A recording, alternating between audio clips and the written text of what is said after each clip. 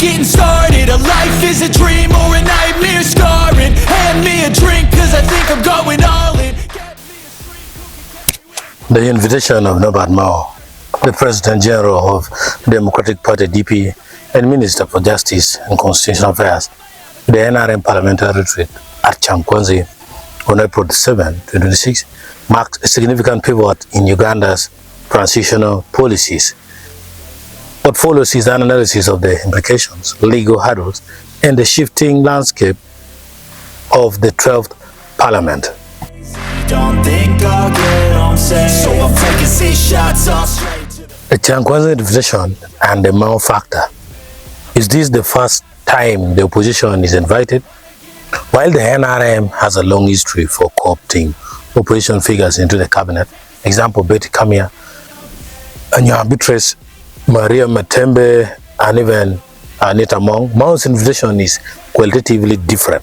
Usually, Kyankwanzi is a closed-door indoctrination and strategic session for the NRM caucus. However, in 2026, the lines have blurred. Mao is the first sitting president of an active opposition party, DP, to be invited to address the NRM caucus at their ideological base.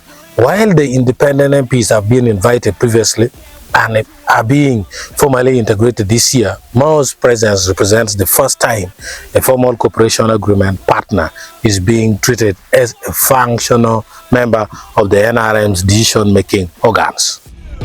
So I'ma do what I want to. Something I can't. Politically, many argue Mao has already joined in spirit through the 2022 cooperation agreement. However, a formal crossing over is unlikely for 3 reasons. Number 1, strategic utility. Mao is more valuable to President Museveni as the leader of the reasonable opposition than as just another NRM cadre. 2, the transition narrative. Mao has consistently framed his involvement as a way to manage a peaceful transition.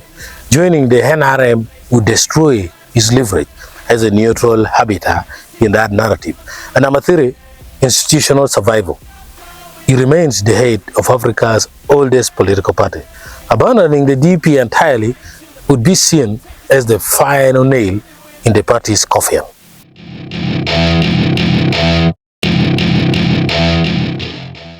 If Mao were to formally defect to the NRM, the legal and institutional fallout would be chaotic.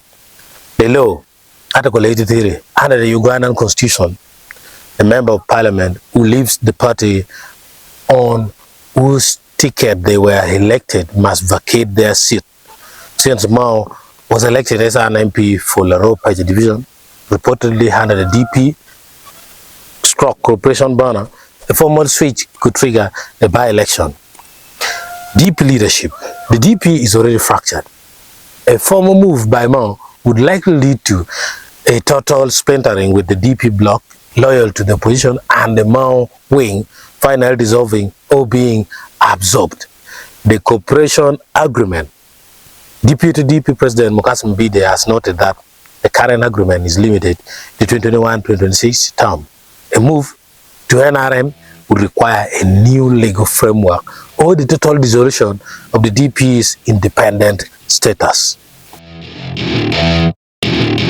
Welcome to my party. We're just getting started. The speakership is Mao the choice. Mao has openly expressed interest in the speakership, stating that Parliament needs institutional authority, which many Ugandans agree. However, this path is currently blocked. NRMCC endorsement on February 20, 2026, the NRM Central Executive Committee, the CEC, officially endorsed Anita and Thomas Taibwa to retain their positions.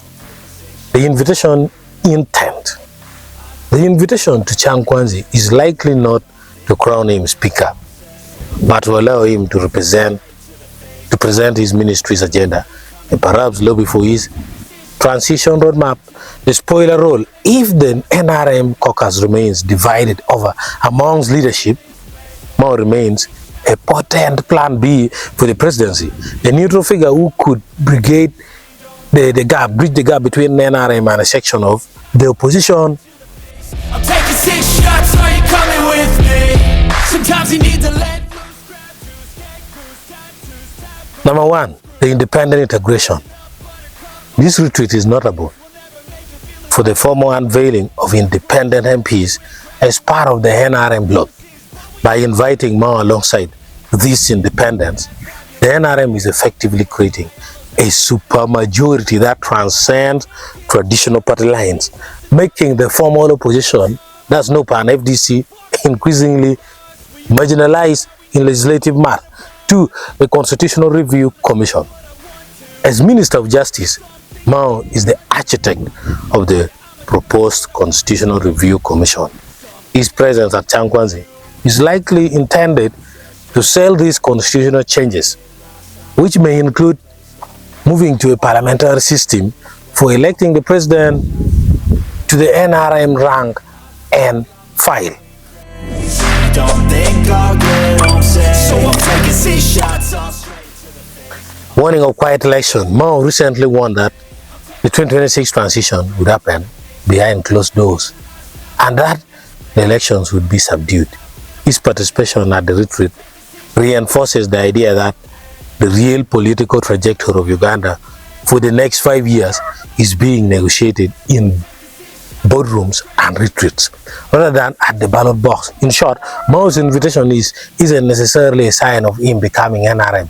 It's a sign that the NRM is becoming an umbrella organization for all who agree to work within Museveni's current framework.